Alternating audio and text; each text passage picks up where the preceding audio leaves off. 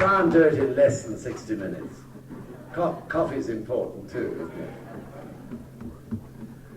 So, yesterday we considered very briefly faith, practice, and study. That's to say, the three pillars which Nichiren Daishonin declared of the practice of his teachings. We then took the matter of faith and we went into it in a certain amount of detail. So today, just to sum up where we've got so far, I think it's become absolutely clear to everyone that faith in Nichiren Daishonin's Buddhism is always manifested in action. In other words, in practice and study. And practice, as you are now clear, means both Gongyo and Daimoku, which one might term one's individual practice, and the practice of teaching others about this Buddhism. So, of course, in turn, practice then brings actual proof. Remarkably quickly, as we all know, and as we've all heard in some of the experiences. And it's that actual, essential, actual proof which deepens faith. So study itself supports both one's faith and one's practice. That is the importance of study. It is not academic study. It is not study for the sake of obtaining a sort of intellectual mastery of theory. It is nothing like that. Through study, that is to say, through studying the writings of Nichiren Daishonin, or through studying the guidance we may receive from President Ikeda, based, of course, all of it on those writings, we can begin to live in our own lives the spirit of Nichiren Daishonin himself through studying his writings. We can begin also to understand what Buddhahood is, what the qualities of Buddhahood are, which Nichiren Daishonin revealed in his own life. And of course, through understanding more and more what those qualities are, and their greatness and so on, a stronger and stronger desire grows in us in a very natural way to try to bring out those same qualities in ourselves. Because that is the whole purpose of the practice, isn't it? What Nichiren Daishonin was saying was that Buddhahood is nothing extraordinary. In other words, it's a perfectly normal condition of life. And the whole purpose of his practice and teachings is to bring out that high state of human life in us. In other words, he was saying, you can achieve exactly the same life condition as mine. Not the same life, of course, not the same personality, not the same role and function in life, but the same qualities, the qualities of Buddhahood. So in other words, through study, the Gohonzon, which you practice to every day, it helps that Gohonzon to become a living, vibrant entity. Buddhahood becomes meaningful in one's mind and in one's life. That is the purpose of study and the way in which study supports the other two practices of faith and Gongyo and Daimoku and teaching others. So this study is in the spirit of seeking the Buddha, if you like. Seeking the Buddha in our own lives. It's called the spirit of Fuji Shakushimyo. Fuji Shakushimyo is something you repeat every day in the Jigage portion of Gongyo. And it means earnestly desiring to seek the Buddha. We do not begrudge our lives. That is earnestly desiring to seek the Buddha within ourselves. That's the point it's important to understand. So Nichiren Daishonin sums up this perfect roundness, if you like, of the practice, how each part of it brings you to another part and in turn completes the whole. In these words, very famous ones, most of you who've practiced know them already, from the last paragraph in the Gosho called The True Entity of Life. He said this: believe in the Gohonzon, the supreme object of worship in the world. Forge strong faith and receive the protection of Shakyamuni, Taho, and all the other Buddhas. Exert yourself in the two ways of practice and study. Without practice and study, there can be no Buddhism.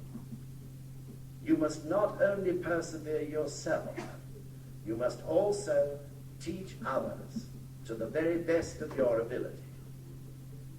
Both practice and study arise from faith. Teach others to the best of your ability, even if only a single sentence or a phrase. Nam-Myoho-Renge-Kyo, Nam-Myoho-Renge-Kyo. So we have here an amazing philosophy of life, which is complete, is rounded. The more one goes into it, the more you find it answers everything that is possible to know about life. And at the same time, which is totally unusual, Nichiren Daishonin gave us a practice which enables us actually to live up to that philosophy. So, historically, there have been many, many different philosophies expounded by great people, wise people all over the world. But where else do you really find a total, whole philosophy of life which gives one the practice to be able to live it 365 days of the year? That is the incredible thing, I feel, anyway, about Nichiren Daishonin's Buddhism. So to consider now in more detail practice for others.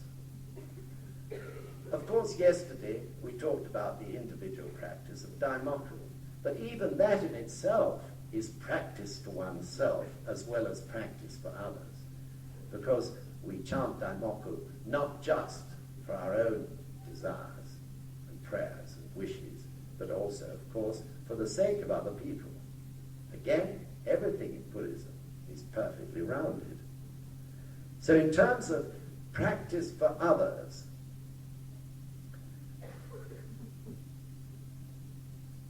we call it shakubuku. Quite honestly, this is a pity. It's a sort of habit. I think shakubuku is a sort of zippy word, isn't it? It's catchy. It sort of rolls off the tongue. Partly, it's not a good thing because it's jargon. One talks about shakubuku so often that you say it without thinking, and probably half the people in the room with you don't know what it means. But also, it is incorrect to say shakubuku. I know I do it myself, but I'm trying to get out of the habit. What we should say is just teaching others. Just as Nichiren Daishonin says in this Gosho, teach others to the best of your ability, even if only one single phrase or a sentence. The important point, anyway, is that Nichiren Daishonin places this tremendous emphasis on balance between practice for oneself and practice for others. And so far as practice for others is concerned, he made it very clear that this practice for others, teaching others about the Gohonzon, about this philosophy of life and the practice which enables one to live it, is the supreme act of Buddhist compassion. Buddhist compassion is called jihi. jihi means to relieve someone of their sufferings and to give them lasting happiness. So you can see that that is very different from charity. Charity, of course, may be very important. It is important at times. But nevertheless, charity is just relieving someone of their sufferings. But it may not give them lasting happiness. In other words, in Buddhist terms, to give lasting happiness to somebody, you have to give them the means by which they can change their unhappy karma, their unhappy destiny. That is what one does by teaching others. Therefore, Nichiren Daishonin said, that is the supreme act of compassion which one human being can give to another. Not only relieving of their sufferings at this moment, but relieving them of their sufferings for their lifetime and onwards in terms of eternal life, through giving them a practice which can enable them to change their unhappy karma. So far as that term, shakubuku, is concerned, what we should be using, if we were going to use any form of Japanese word, would be shoju. Shoju is another method of teaching others. Shakubuku is a different method, in other words. What Nichiren Daishonin taught was that the method called shakubuku is for Buddhist countries. The method of shoju is for non-Buddhist countries. And of course, the United Kingdom is a non-Buddhist country. So, shoju means teaching others by means of discussion or debate, by talking to them personally, one-to-one, and also it means teaching by example. So shoju is the method we use in teaching others in the United Kingdom.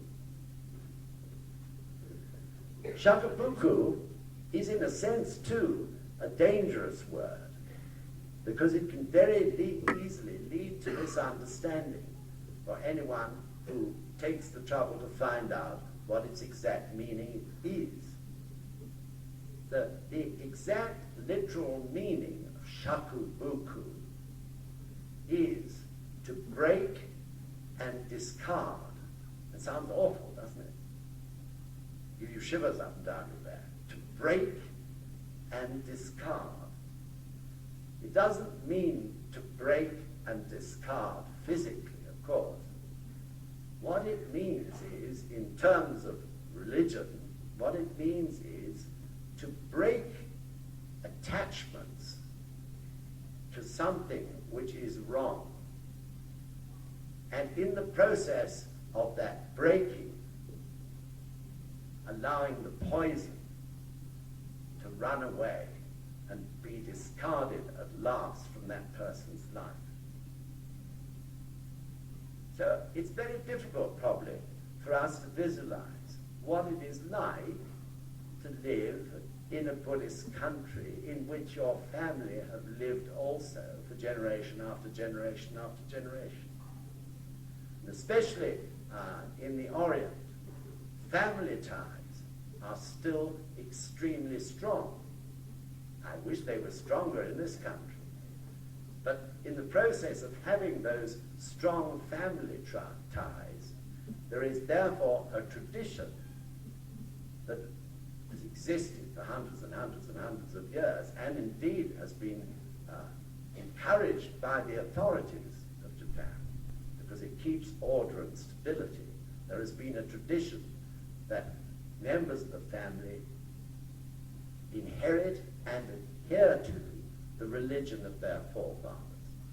This is very strong indeed, even to this very day.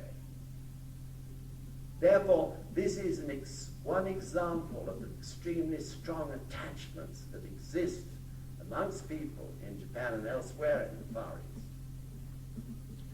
which makes it difficult for them to listen to any other teaching about Buddhism, and much more difficult to hear that that teaching is now the wrong teaching for this day and this age, which is what, of course, Nichiren Daishonin was preaching, and was based on the remarks and comments of Shakyamuni Buddha himself 2,000 years before Nichiren Daishonin's time in the Lotus Sutra, when he said, in the latter day of the law, which was to begin 2,000 years or so after Shakyamuni Buddha died, he said that at that time, his pure law, which was expounded over many years in his preaching in northern India, would be of no value. And the only teaching which would have any value for that period or that age called the latter day of the law would be the Lotus Sutra. And of course it is the Lotus Sutra from which, the heart of which, Nichiren Daishonin extracted his teachings. So shakubuku means, in other words, the incredible difficult job of actually making someone break that traditional tie, which has been rooted in them and in their family for generation after generation after generation, and try to open their eyes to the fact that, in fact, Shakyamuni himself said, you shouldn't be doing this now. You should be practicing a teaching based on the Lotus Sutra. And it's tough and difficult to do, to break that strong tradition. But the element of compassion comes into it, because so long as a person is following the wrong teachings, they are actually committing slander. So, as you know, Nichiren Daishonin explained in great detail that all the sufferings of the people of Japan in his time were because of the fact that they were following the wrong teachings. They were slandering life. They were out of rhythm, in other words, with life, and going against the natural rhythm of life in that age called the latter day of the law, which began round about 900 or 1000 AD, and will go on for 10,000 years and into eternity, according to the Lotus Sutra. So all the people of Japan were committing, and indeed many still are committing, extreme slander in following teachings which were not the teachings which all the Buddhas have said they should follow. This is due to, in a way, the obstinacy of the human mind, the dislike of change, and so on. So, in order to do shakubuku, you have to be much stronger in your approach than you do when you're teaching others through shoju, through discussion, like any other form of teaching.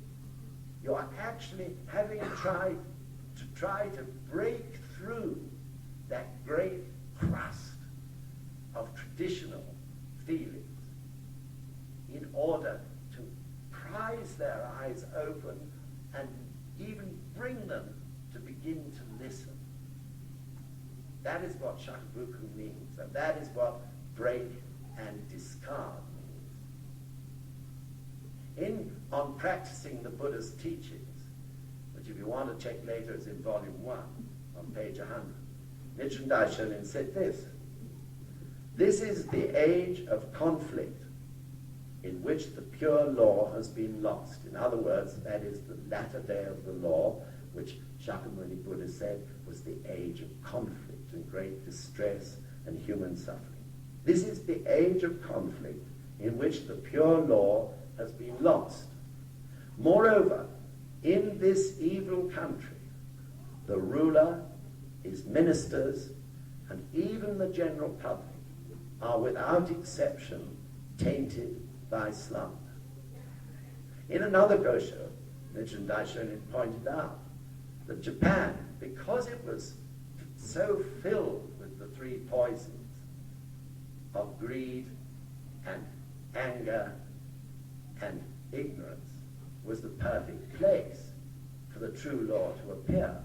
And he used the example of the lotus flower, which, as you know, produces its best and most perfect blossoms that fulfill the swamp in which they grow. So this is Renge of Nam-Myoho-Renge-Kyo. We too, all of us, arise out of the swamp and the poisons of this mundane world. And through practicing Nam-Myoho-Renge-Kyo, we begin to reveal, as time passes, the pure white blossom of the lotus. So I hope you understand why shakubuku is not the best word to use. We really ought to try and get out of the habit of using it. And it's better to use just plain teaching others. So why should we teach others? Why did Nichiren Daishonin insist on this so strongly? Well, there are a number of reasons, which I'll just briefly go through. First of all, not to be concerned deeply about the unhappiness of others is contrary to the natural way of life. It is not normal not to be concerned at the misery of others, and not only not to be concerned, but to actually do something about it. Unfortunately, in this compartmentalized world that we live in, especially in the great cities, this feeling for others has been allowed to gradually disappear. But wherever we look in nature, we see, don't we, one organism, one living organism supporting another living organism. Wherever you look, there is no such thing, you will find, as a totally selfish organism, if one can put it that way. Every organism is supporting someone else. Now, in the same way, of course, Buddhism views life as a whole. The cells in our body support us. There are other organisms, such as plants and fish and so on, that support us. We, in turn, should be supporting everything that surrounds us. And that means to say we should be supporting life on this planet as a whole. Just the same as this planet itself, as an entity of life, is supporting the galaxy in which it exists. Everything is interdependent and interactive in that way. So if we live a life where we're totally withdrawn into ourselves and trying to do our best to hide from everything else and the suffering that goes on around us, this is contrary to the natural rhythm of life. We see it in nature all over the place, quite obviously, and also in very subtle ways. Interestingly enough, once we start to practice this Buddhism, if we try to live a life which is totally inward-looking, somehow or other we're going to be jolted out of it. And I'm sure some of us have had that experience. If we're inward-looking, if we're not giving outwards in any way, even though we chant 10 hours Daimoku every day, we find our life is not moving. If we're absorbed totally and solely with our own problems, we find we get a sort of mental congestion, a stagnation, a heaviness. Somehow it's even difficult to see the Gohonzon clearly. And our Daimoku becomes more and more of a burden. Nichiren Daishonin said it becomes a painful austerity. How right he was. This is because we have gone against the natural rhythm of life. And through our practice, we're being reminded of that. Our life force is being generated, isn't it, through the practice? If that life force is just going inwards all the time, what's happening inside us? We are becoming heavy and congested. We're getting an acute form of life force indigestion. We have to give outwards. The life force is trying to break out, trying to overflow. We're taught that life force is, the supplies of it are inexhaustible. Through chanting Nam-Myoho-Renge-Kyo, we're actually generating it, causing it to flow. It must have something, some way of getting out of us towards others. So this is why we suffer if we go against that natural rhythm of life. Of course, it's equally unnatural to be outgoing only. That is also unnatural and against the rhythm of life. If we're outgoing only, in other words, we're not concerned about ourselves and only look outwards towards others, it means probably that in fact we're avoiding looking at ourselves in some way, or we've decided to live a life of self-sacrifice.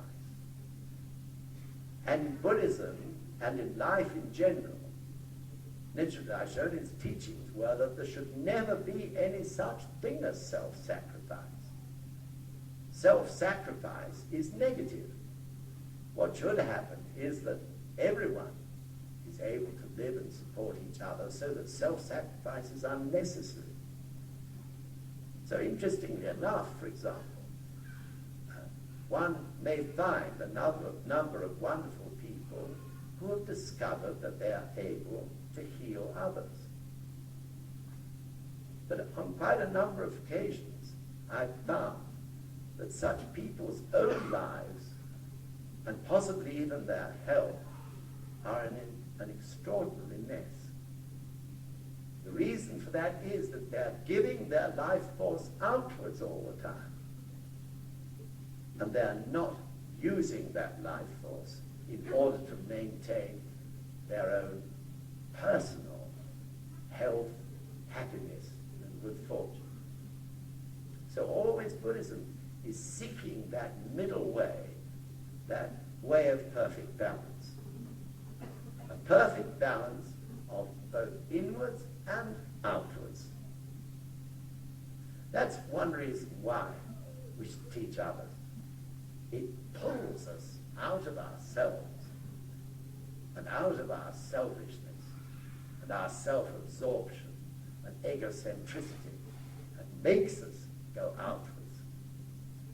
The second reason is, of course, that if we teach others, it means not only that more and more people are discovering how to overcome their sufferings and change their unhappy karma, but it also means that they are able to begin together with us to change more and more of the society which surrounds us and the world that we live in. The human revolution in one person, as you know that famous phrase from the book, The Human Revolution, can bring about a change in a whole country and in the whole world.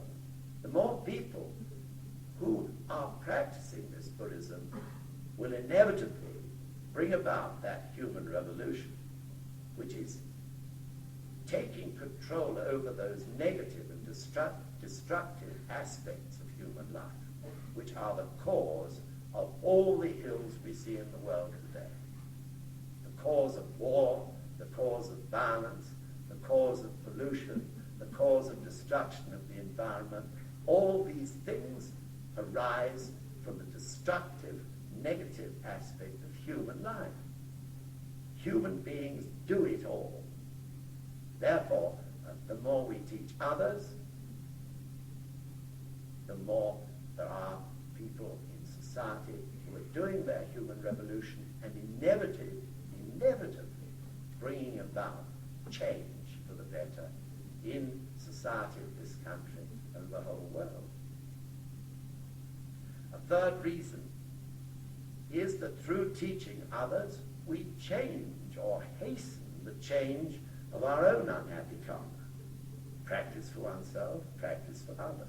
It's all perfectly together and balanced in this Buddhism. Our unhappy karma arises from slander. All of our miserable karma arises from slander of one sort or another. Perhaps it is slander of this practice, or people who practice. We may not even remember it in this life. It may not have even happened in this life. It may be a hangover from previous lives. But it's always slander. Either slander of this practice and of the Gohonzon, or slander of life generally. That is to say, causing hurt or harm, or worse still, destruction of life itself in one form or another. That is slander in terms of Buddhism. And our sufferings, in terms of cause and effect, the cause all arise from some sort of slander. We don't know what, but we can be sure that it's slander of one form or another. So, of course, in terms of that inescapable law of cause and effect, the greatest cause you can make to bring about the effect of overcoming that slander is to show the greatest compassion. And as I said earlier, the greatest compassion, the greatest compassionate act that a human being can give is to enable someone not only to overcome their sufferings, but to give them lasting happiness through teaching others. So that cause, the more we manage to make it, of course, brings about a change in our own unhappy karma in a quicker way than anything else in this practice. So some of the reasons why that should occur, why that cause and effect should have such a profound effect on one's life, is, firstly, as I've already mentioned, we overcome our selfishness, our self-absorption. This in itself, to go outwards, is bringing about change. Because we're teaching others, we have to exert ourselves in our own practice. We have to chant Daigoku in order to help that other person. We have to show actual proof in our own life as best we can, or at least our fighting spirit, so that they can begin to understand what this practice is all about. And mystically, of course, another reason is that when we do teach others, those who are drawn to us to be taught are often people of very similar karma. So in those people's lives, we see, like in a mirror, aspects of our own life, which we'd rather not see, but which it's good for us to see, because we realize that they're there, and they're the source of our sufferings. And therefore, we set about changing our own karma in that way. Also, through teaching others, we have to challenge our doubts. Doubts, which I mentioned yesterday, which are part of life. They're inevitable. And in a way, they're important, because doubts arise from what is ultimately a seeking mind. So therefore, we have to challenge those doubts if we are teaching others, in order to be clear in our own minds. And our fighting spirit must be an example to that other person. Therefore, we develop it. Fighting spirit against the negative force of life, which we call Sancho Shiva. And the last point I can mention as reasons for teaching others, as expounded by Nichiren Daishonin, is that he himself described Nam-Myoho-Renge-Kyo as the joy of joys. What he meant by that was, chanting Nam-Myoho-Renge-Kyo is a joy on one's own account. But when you see others who you have taught chanting Nam-Myoho-Renge-Kyo and changing their unhappy karma and blossoming like a beautiful flower, this is the greatest joy of all. This is the joy of joys.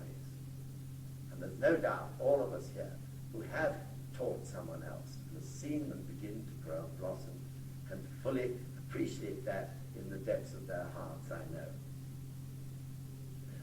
The desire to teach others, of course, should be natural.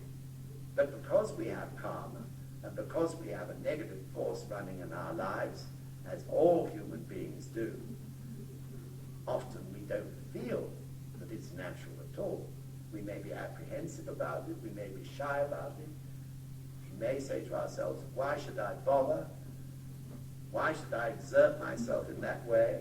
I've got so much to do for myself, all sorts of different arguments why we should not do shakubuku. But it should be natural. In other words, because of what we're gaining from this practice, we should be yearning to give it to someone else, strictly speaking, shouldn't we? And equally, of course, we know through our own experience that there are people who are yearning to find the Gohonzon. They don't know it consciously, but they are yearning to do so, just the same as each one of us who has practiced. We realize now, unknown to us subconsciously, we were yearning to find the Buddha, or to find the Gohonzon. When we did, somehow, something in our life was completed and satisfied. So there are people yearning in their hearts, though they know it not in their minds, to find the Gohonzon. So our yearning should be to find those people who are yearning. And if we do yearn to do that, definitely we cross the path of someone who is also yearning, and we teach them and they begin to practice. Now, of course, like all other things, if you chant the Gohonzon to find that yearning person, you will. You will. If it lives in your itchiness to do so, in your gratitude for what you're gaining from this practice. So in Gongyo, all the silent prayers are concerned with gratitude.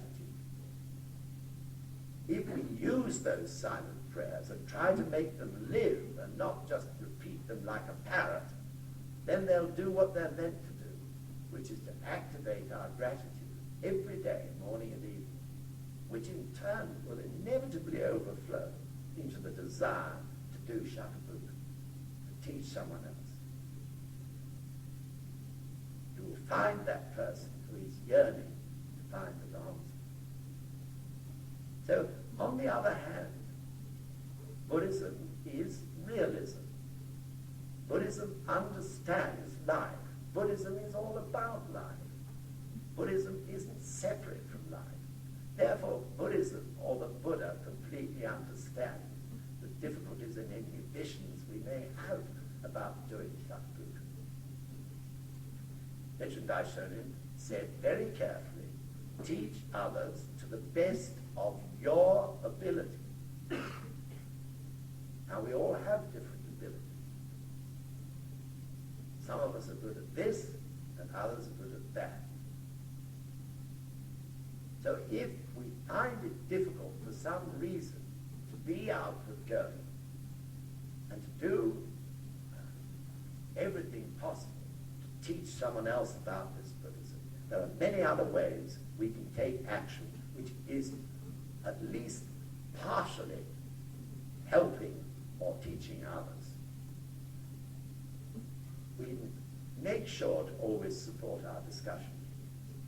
We can make sure always to give experiences in those discussions. Maybe even though we're difficult at teaching others, I'm nearly always saying shakubuku, you see. At teaching others.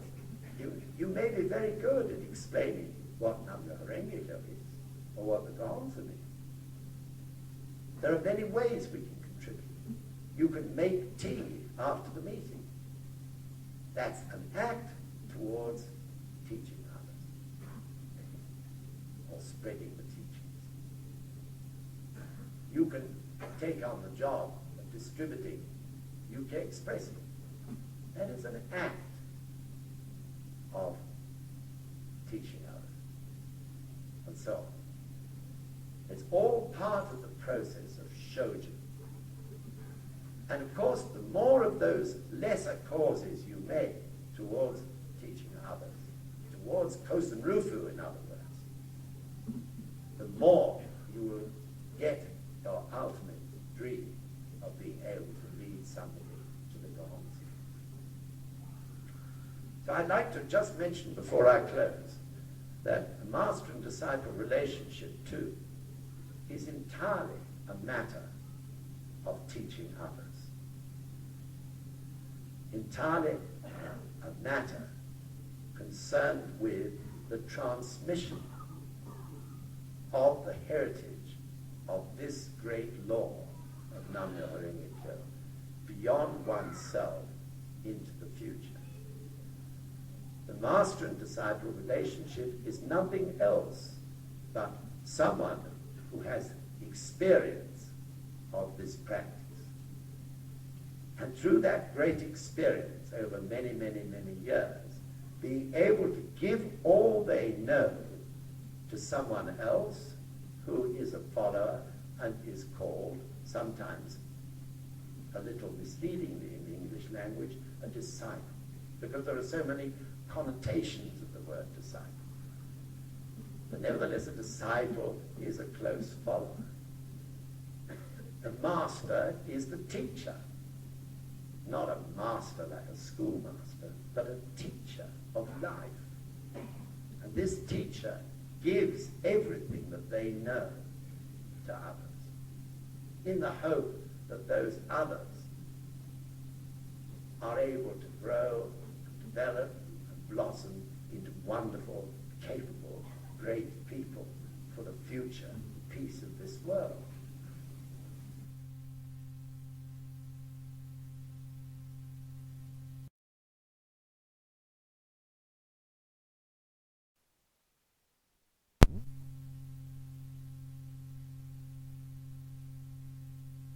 And disciple relationship which exists between the high priest as the master of Buddhism and his priests, and in terms of Kosen Rufu, between the appointed leader of Kosen Rufu, which is President Ikeda, and we who carry out the action of Kosen Rufu, is nothing else but that.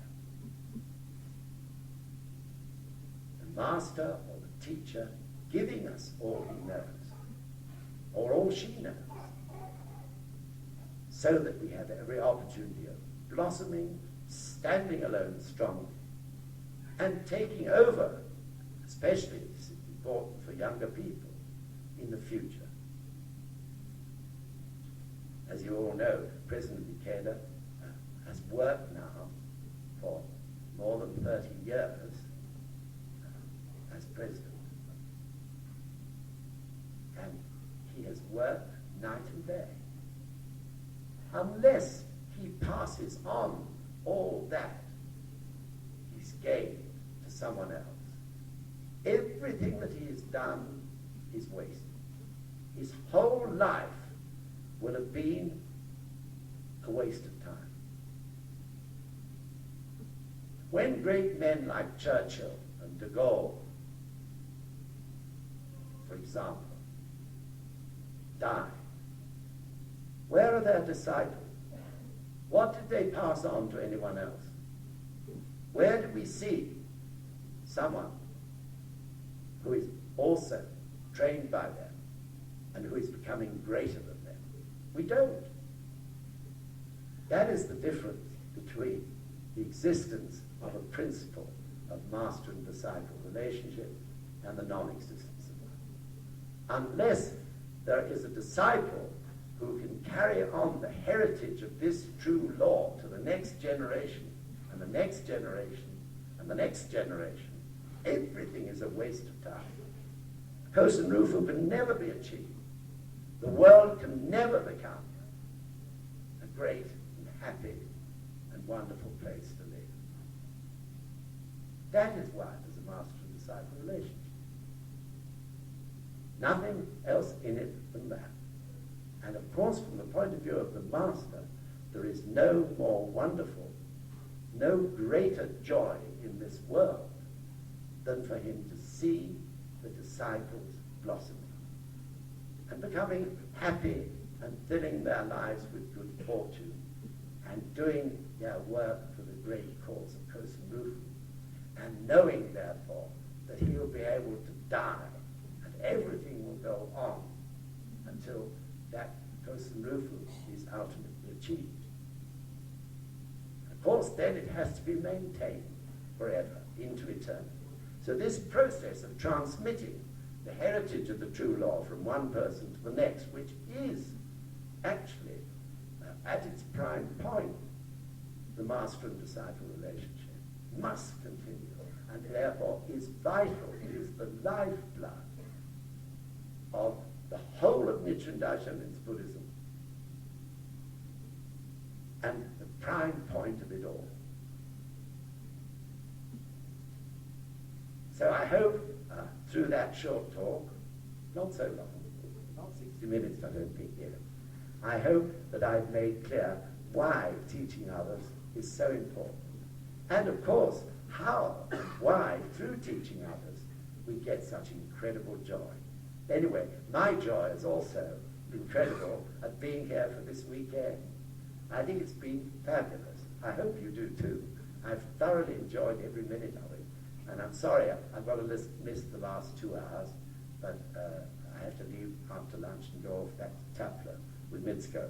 So we both thank you very much for making us feel very warmly welcome and for enabling us to enjoy every minute of our time with you.